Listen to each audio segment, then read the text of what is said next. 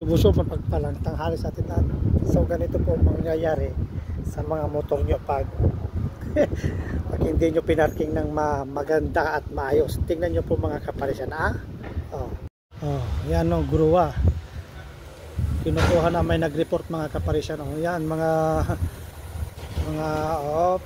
ayun, binubuhat na.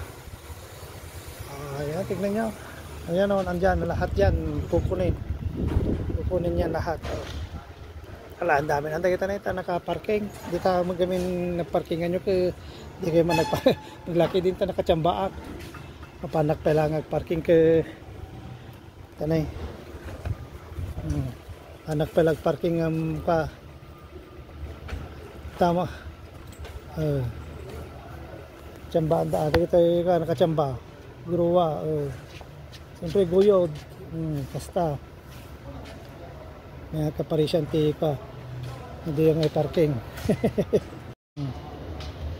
Yan, tignan nyo basta ati alanda na kita motor yo. Sabay na kita trabaho na kita mo na piman. Sakay na dyan gruwa dyan kabil dyan nabanugin na may sana tapos agbayad pa dita bayadan na pa dyan pinangalan na tapos simulta na hindi kasta mga parisyan landami na kita landa pa na yun kanadagsan data banog ka banogin emosyon may sana magamin gama na yun karkarga na hindi na may kabil kanadagsan may sana mo hindi na banogan na emosyon